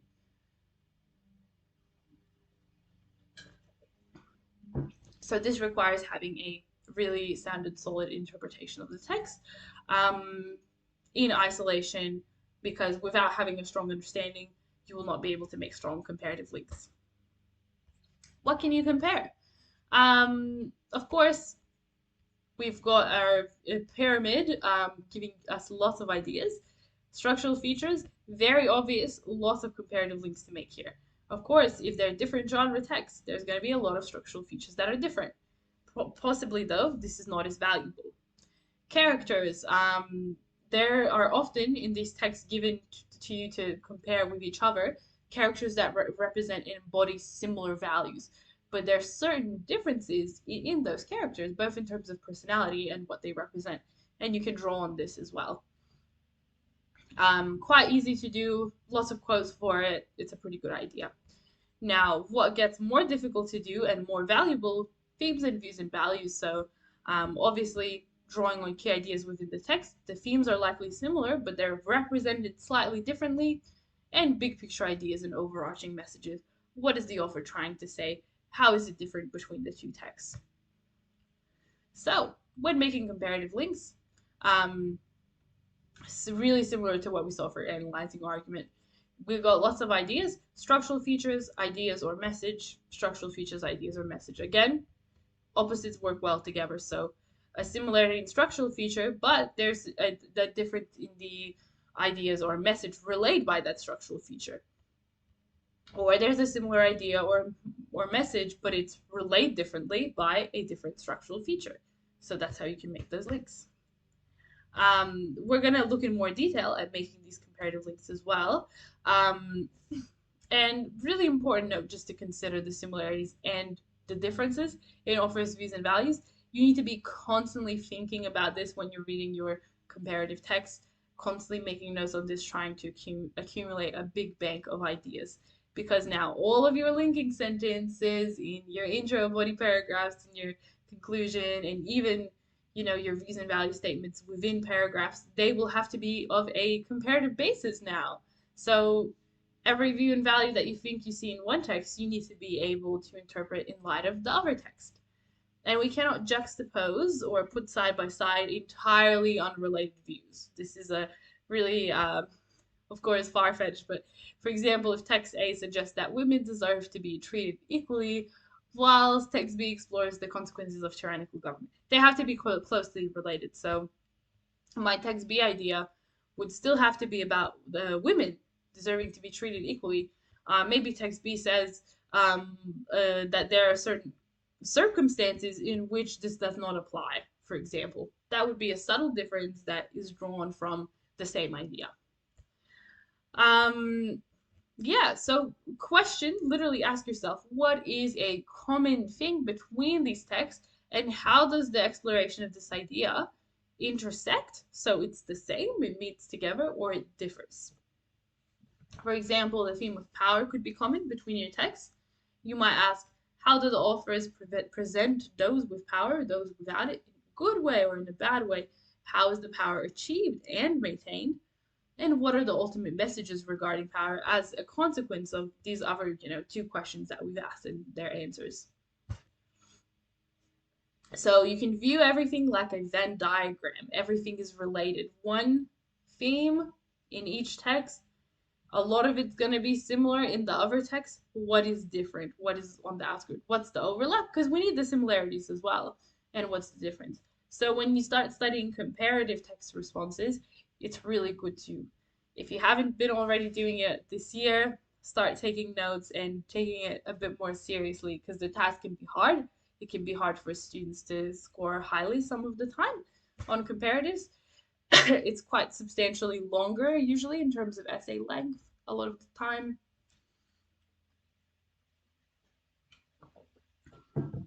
So we can also, of course, we said that we can compare structural devices, um, noting that the text might say relay similar ideas and thoughts, but there might be differences in how they say, and that could be due to conventions of their genre, or even things like characterization and what qualities they've set for certain characters, the structure of the text, and things that are structural but outside of genre conventions, things like symbolism and use of metaphor as well. So the same structural feature can contribute to different themes or messages between the texts, and different structural features may be used in support of the same theme or message. And this is something I would put in your notes, that idea of we can make links based on structural devices, either to there's similar structural features, but there is a different theme or message, or there's the same theme or message, but it's expressed in different structural devices in the two texts. Very important thing to hold on to because it really does apply to most texts in English. Uh, and some more detail for structural features and things that relate to genre conventions. So you can see that list there. We won't go over, but the idea is to always aim for text-specific structural features. So for example, if you're studying a film, you need to use as evidence film techniques, even aiming for a balance of 50-50, just normal quotes um, versus film techniques and analyzing those. So this might be a handy list for you depending on what you're studying. And of course, similarities, we still need them. They're not as valuable, so we limit how many we have, not too many, and try to refer back to subtle differences as much as possible. The smaller, the better, the more difficult to spot, the more valuable in your comparative essays. So, how do we structure it? So, introductions should address the prompt and outline your contention. Same thing as text response, except your contention will have the arguments of both the authors. All the same thing, you're introducing kind of the context of the prompt and the two texts and their titles. You're going into a contention that puts together both the author's arguments, and you can even end with a views and values message that might already incorporate a difference or similarity, or hopefully both, before you go into your body paragraphs. So optionally, you can incorporate relevant contextual or historical information. Just a little bit can be good to show off your knowledge of your text, not too much. Briefly outlining your main sub-arguments without evidence, and some things to definitely avoid. Now, I'm gonna just chat about this point, outlining sub arguments without evidence. I feel as though this is too long and convoluted to do in a comparative essay, and it detracts from the flow of the writing, and I really don't recommend it. You can still kind of this is very valid. So what you can do instead is state your contention and elaborate on that. So, you can have a two-sentence contention almost for you can state how the arguments are similar between the texts in response to the prompt and how they are different. Just detail it a bit more, just expand on it almost like you would with arguments, except you're not trying to cover everything that your sub arguments are about. But you do need still, it's a prompt, you do need your rebuttal idea. So just like text response, we know we need one argument, one body paragraph showcasing the opposite point of view.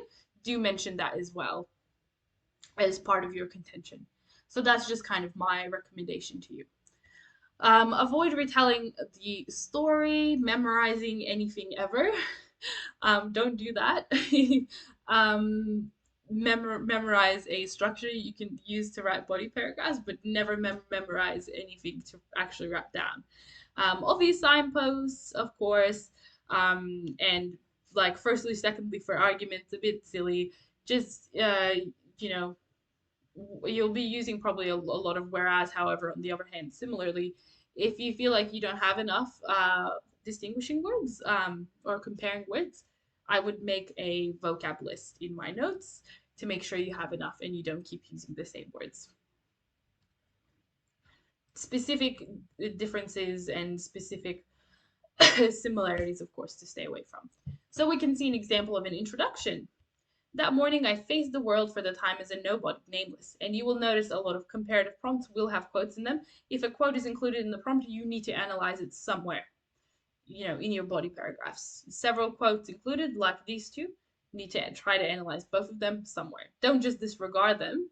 And also, don't choose the prompt if you don't understand where the quotes are from and what they mean.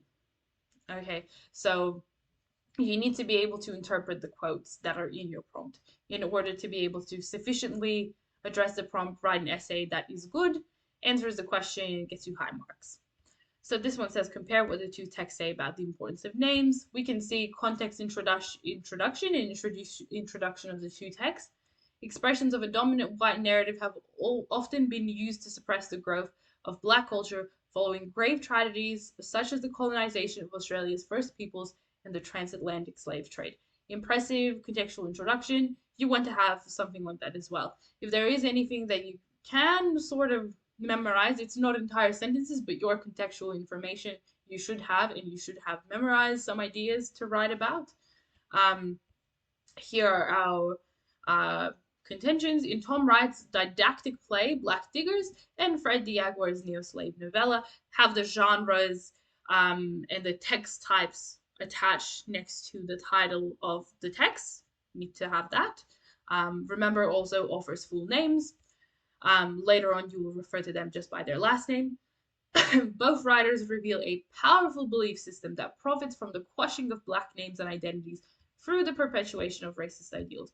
This is our contention, as this is how, with regards to the importance of names, these two texts are similar. Next, we see structured around a multiplicity of voices. The text capture various individual responses to societal control of their identity. Ultimately, however, through demonstrating no overhaul of the values which govern racism, both writers demonstrate that in continual white dictatorship of black identities, individuals will continue to suffer. So you see that views and values message that has been drawn from both texts. And it was, we did elaborate on the contention. We talked about individual responses to societal control of identity, how it focuses on the lives of all the different people in the text and their different responses. So this is a great example of an intro. We see that that was the context sentence. Argument one, listing other arguments, but that was, third one was linked in with views and values as well. And this is intended to be a rebuttal as well, because it's about the meaningful overhaul of the values that govern racism. Don't forget that we need a semi-rebuttal. So how do you structure? Now, this is the structure that I recommend, and the best structure in my opinion. You can see this is exactly what we were doing in looking at the comparative analyzing argument. An argument or topic sentence established around a similarity in both the texts in terms of argument, discussing your first text for a while. This could be text 1 or 2, doesn't really matter. Discussing one text for a while, making a link, hopefully based on differences or both a similarity and a difference, most valuable. Then discussing text 2 for a while, then a transition between both ideas, to bring in potentially a new sub idea. And again, discuss one text, link, discuss the other text, and then a comparison wrapping up the paragraph, your linking sentence of views and values. So this, what I've just shown you, I like that photograph better, so I put that on, is the switch method. And there is also something called the rainbow method, which we will have a chat about in a bit. You can see it just switches between text A, text B, text A, text B constantly. So we see the switch method being here. It's a bit, we won't look at it in too long because it's very long, but have a look on your own slides as well attached to the lesson. But just a discussion. So see how the argument is based around a similarity in the argument. Both Wright and Diagua explore how deeply cemented social values of racial superiority facilitates and encourages the willful ignorance of the inhumanity of racism. So, a topic sentence based on a similar argument in both texts in relation to the prompt. Then we discuss one text. In this case, the longest memory was discussed, 1-2 pieces of evidence and analyze them. Bring in a comparative link, where Diagua deliberates the personal financial motivations and social pressures to demean slaves. Wright instead lends his focus to the institution of justice and its role in legally sanctifying the denial of full citizenship privileges. So subtle nuance. What are the subtle ways in terms of how these slaves were being mistreated? We can see that beautiful sentence structure that you can also take example of. Other text was discussed for a while. Again, lengths can vary which text you want to discuss more. It's not a big deal. And then wrapping up a comparative style sentence, linking sentence in terms of views and values based on what you've discussed, comparing views and values messages. As such, Wright and Diagua both resolve that it's a combination of institutionalized racism and society's willingness to represent it that results in the indignity of the oppressed races. In this case, it was done based on a similarity. So you'll still unavoidably have similarities every once in a while, but just differences are more valuable. So this switch method is very nice and easy to use and switch between from, and does not make the comparative aspect of the task so tiresome and difficult to do. It also helps you to save on how much you have to write. You don't have to constantly use comparative words, and it really makes it easier to use. You can make it still feel a lot more like a text response task to yourself rather than a full-blown comparative task. This is my preferred method. It is easier. Whenever I see rainbow method essays being done, I never really see it done well in a non-messy way. And this ensures that everything is analyzed in depthly for all of your essays, and we know a significant amount of your marks comes from analysis. So I really recommend sticking to the structure. Of course, you've got less frequent comparisons with the switch method, but we see that's not a problem, and the amount of comparison was very significant still. It is a good amount of comparison if you do it properly, if you can make strong comparative links. Something to practice for. Now with the rainbow method, we see that still, you're going to introduce your argument based on a similarity in both texts. It's really the only way. Now, text will not be discussed for a very long time. So you see, one text was discussed for a little bit, already bringing in a comparative link. Similarly, Whitechapel in the other text is so grieved by his memory of throwing my son to the lions that he tries to deny it by also surrendering his identity, choosing to become nameless. So instead of bringing in a transition link directly going on from what was discussed about the other text, we instantly make a comparison. This can require quite a bit of planning so it doesn't become messy. You really need to think out where you're going to bring in, from what piece of evidence can you jump into similarity or difference, and for it to still be meaningful. So this is not easy. Um, and then more comparison. So see how little we discussed the similarity in the longest memory, making it quite unequal so far. It's just one sentence and shallow analysis. So don't particularly recommend the rainbow method. Again, it's comparing more both texts now, so it's making a lot more comparative links with this method, but it's difficult to pull off the structure well. Um, but actually, if for students that are really good at English, it's quite quite easy to potentially just adopt this structure and do it well. Otherwise, either structure that you choose, if you do it well, you will not be disadvantaged or lose any marks. So we see the same thing. Very short analysis of each text. Always when something is analyzed from one text, a similarity or difference is brought in. We see that in pink. In the same way, Whitechapel, where it's memory. Then keeps going with comparative links. You see that this does not analyze the text in depthly. There's lots of discussion around similarity and differences. There's not much evidence and actual analysis of the evidence in the two texts. So it's got limited depth for the individual text. It's hard to plan for, and it can very easily turn messy. However, it does compare a lot. If done well, it can be really impressive.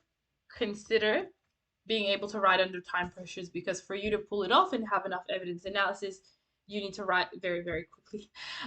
So yeah, that's just something to consider, like balancing the comparison with the analysis. Rainbow method takes skill.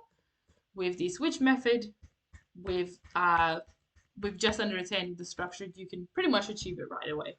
But those are the two main comparative structures used in English. So lastly, we'll cover text response for the remainder of our session.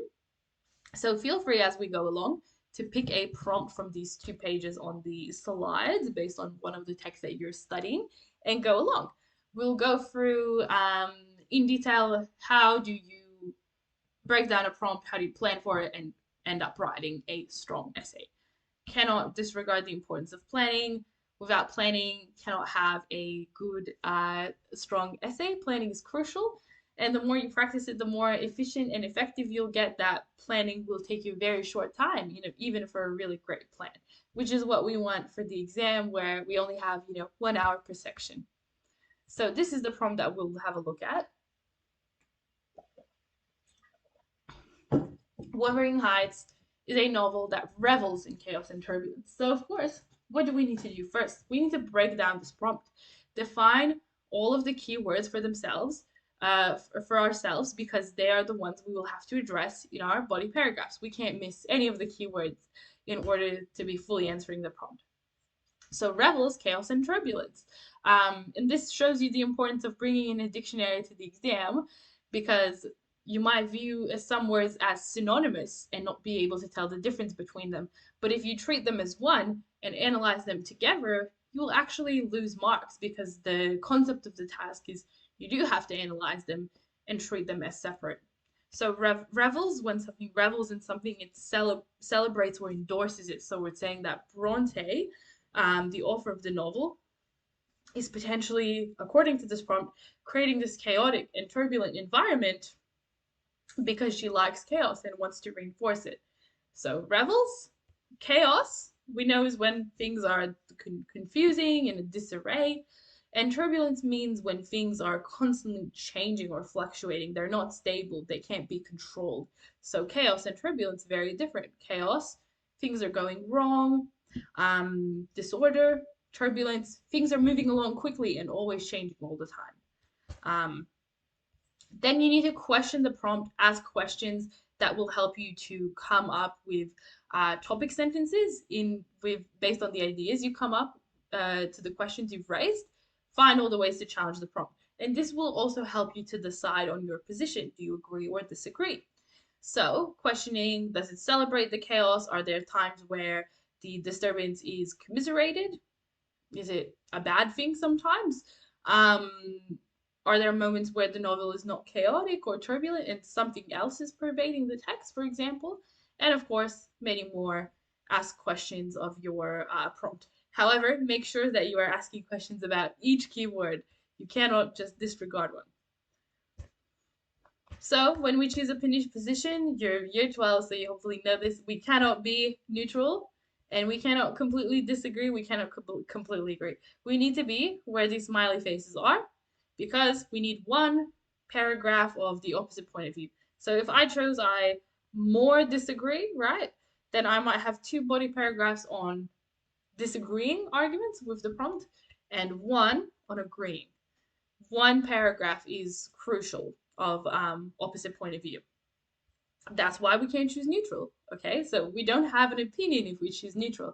We would cover each argument equally, and we never answered the prompt. We didn't have a strong interpretation.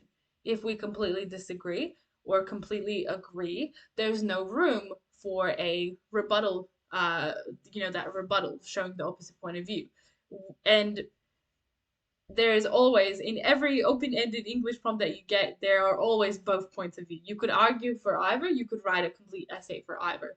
That's why I guess you're required also to have that paragraph to be able to show that you can interpret it from the other way, the other perspective as well. So, amazing. So once you've chosen your position, you'll write down ideas for your topic sentences. And they're just ideas, they're not arguments yet. They need to be converted into their proper form. And these ideas can include everything that helps you, character names, the things that you want to discuss for that argument, and then you turn it into an argument. So next step is where they become topic sentences. So at least one of these has to challenge the prompt. So in this case, we've got 4. Catherine and Heathcliff's love is chaotic. So this is where we see that reveling in the chaos. Number 2, even harmless and moral characters such as Isabella can be violent and turbulent. So we're saying that there's no black and white. Everything is always turbulent. Everything is dynamic. No one is stable and remains in the same state. Things affect people. When things happen, no one is just good or bad. That's what Bronte is trying to relate. Supernatural elements create turbulence. That's referring to environmental impact on chaos and turbulence. Not everything is within people's control, but that people can control. And chaos goes away at the end of the book because of Kathy and Harrington, new generation come in. So we see that there are prospects for a good, calm sort of future. So now these are just ideas and they are character based. They have character names in them. We cannot have character names in topic sentence. Absolutely forbidden. So we need to convert them into actual arguments that address the prompt and address every word that's in the prompt as well. Making sure we have a rebuttal in there. So never list characters in your topic sentences because they are simply the embodiment of ideas. They are not arguments in themselves. They are your evidence. And never list evidence that you are going to analyze right after. You may only use quotes for a stylistic effect from the text if you would like, but if you're putting quotes into your argument for the intention that in your next sentence you're going to jump right into analyze them, that's not a good idea. So stay away from that. Yep, everything should be based on your ideas. So we take the characters' names out. For example, Bronte demonstrates how love and hate can be inextricably intertwined, making it difficult for readers to ascertain between the two. So we established that their love was chaotic, which means that they're both strong emotions, and with love comes hate. That's what Bronte is trying to say. It's difficult to tell them apart because usually when one's present, so is the other. There we go. We've turned that into an argument. Let's see the next one. Bronte's characters subvert or challenge conventional boundaries of good and evil, thus revealing how there can be no definitive sense of morality. So that concept of there's no black and white, there's no good and evil, even characters that seem innocuous or innocent do not end up being necessarily being so. Ghosts create turbulence. The fantastic occurrences of the novel demonstrate how the boundaries between real and unreal are blurred, and our counter argument. Nonetheless, Bronte promises her readers with a sense of harmony through the careful blend of characters of her future generation. Kind of discussed before we looked at it, but hopefully it all makes sense. So, of course, what do we do next? We need to have our arguments before we write our contention, and we need our contention to start writing. So, how do all of our points come together? In a clear and concise way. If you're agreeing with the prompt, you just need a short detail about how, yes, this chaos and turbulence exists, and then the second half of your contention needs to include your rebuttal idea. And we know in a typical text response introduction as well, you have to do either have that short, concise contention and elaborate on it, or literally quickly kind of mention all of your arguments, signpost all of your arguments in your intro after your contention. So you still need to have a contention either way. But try to make it clear and concise and make sure it takes into account and completely relates to what you said in your topic sentences, and that it has your counter argument.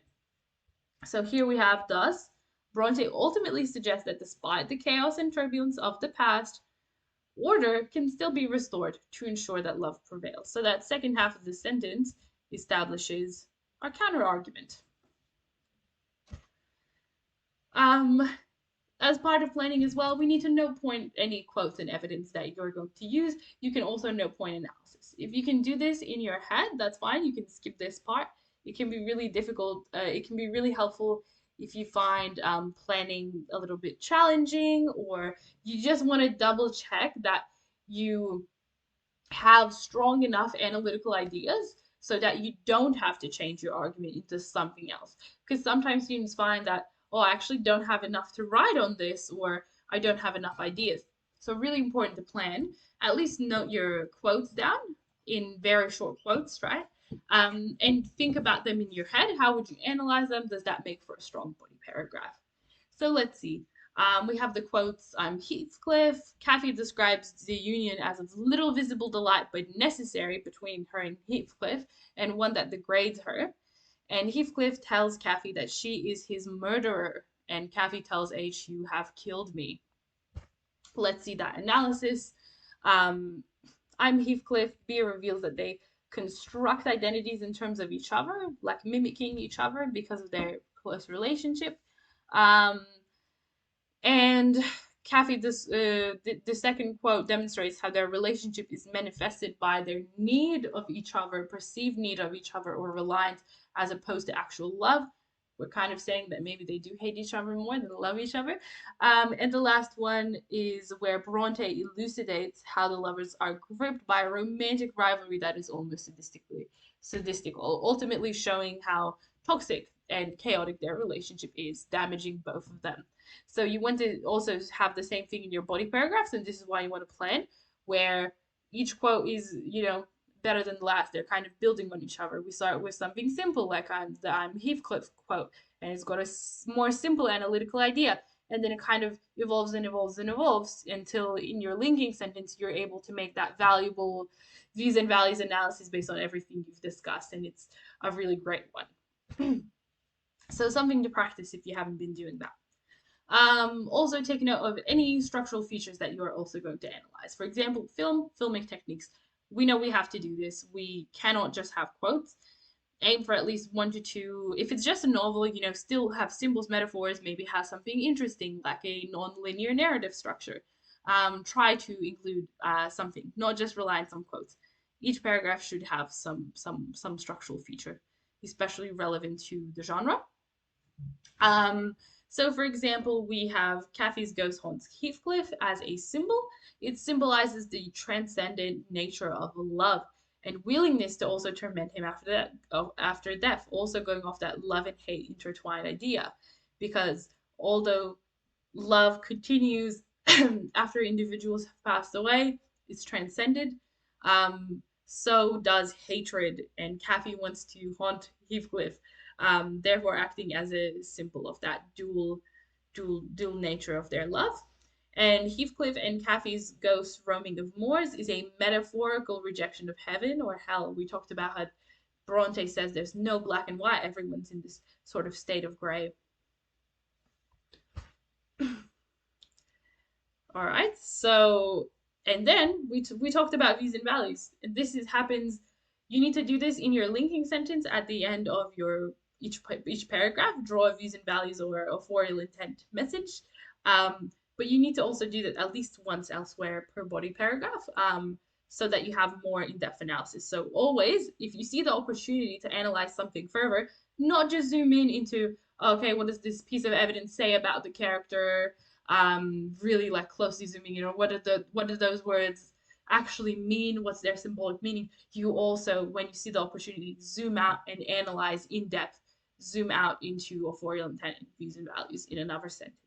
So do that at least one at a time outside of your linking sentence wrapping up the body paragraph, just at least once more.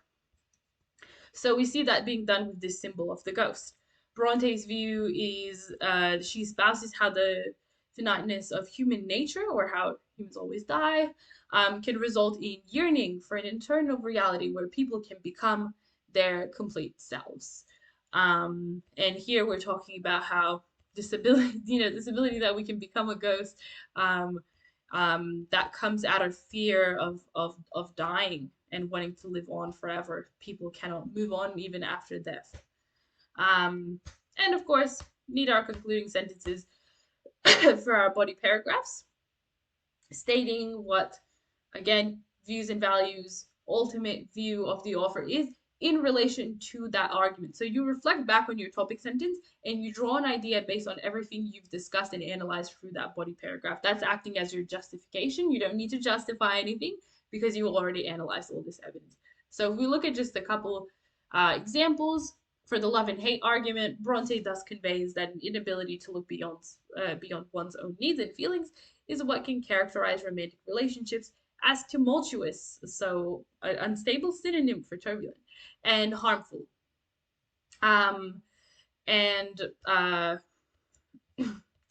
idea that everyone has an ego and sense of self, and ego comes with that, and they cannot just take that away and give everything to a person. And both people have a selfish need, resulting in chaotic relationships, for example.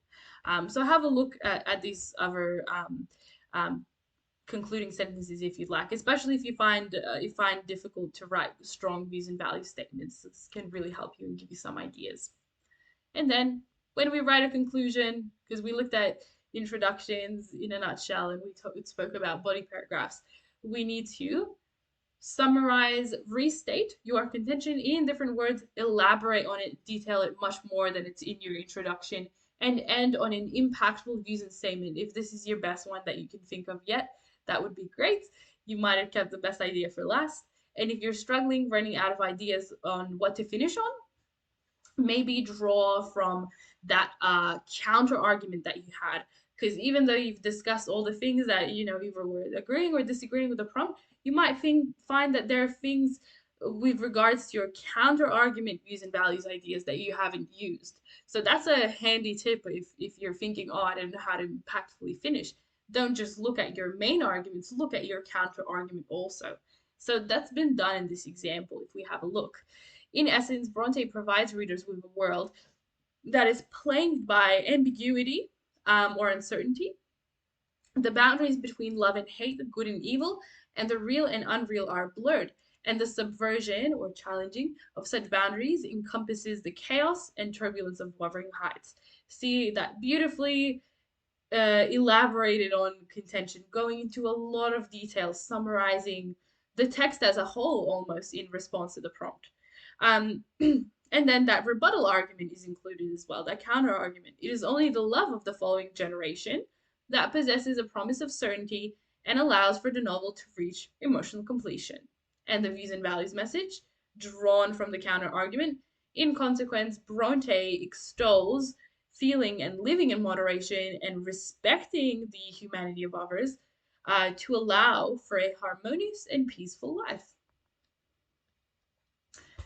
Beautiful. Hope that helps. Now, hopefully, you've just been asking questions as we kind of going along in the chat. I'm sure that I'm busy answering your questions anyway, but I feel like I've shared a lot of tips as I go along.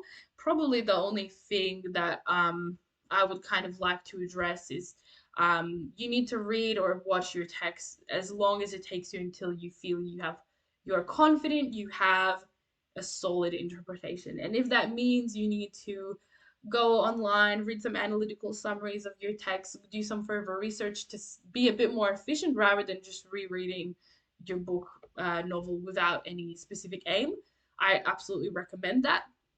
What I used to do in year 12 is sit down with my text, go through, skim through the entire book that I've like already read, highlight all the quotes I found significant, and then group a notebook into different themes and ideas and structural features as well. So different sections for the same text.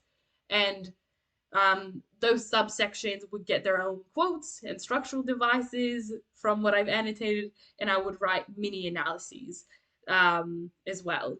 So, kind of what you would literally do in an essay, a mini analysis of that piece of evidence. That helped me. I did not have to memorize any quotes for the exam. I did not have to uh, basically like study because I studied throughout the year. It's not too late to do that as well. I studied throughout the year and I just read that notebook very, very, very often to prevent having to stress and really work very hard to get to like a good level where you felt really that you were going to do really well. So essentially the main the main suggestion that I have is get on top of it early so it's not as stressful, it's not so time consuming, and you kind of just move past it. Do more work now so that you don't have to do more work later. And all of you guys, I'm sure, will be fine. Don't put too much pressure on yourself. A lot of people are stressed about the English exam. You'll be completely fine. Just do some practice and timed essays every once in a while, maybe once a week for different sections A to C. Only takes an hour of your time, and if you can't be bothered writing essays, you can even try writing little sections like body paragraphs, say timed 15 minutes, mini analytical activities, planning activities to plan for an entire essay and things like that. All of them very beneficial use of your time.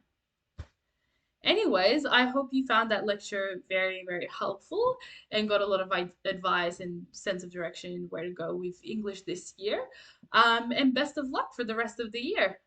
Keep working hard and everything will be fine. Just remember to have some motivation and put in some work, guys. Thank you, everyone.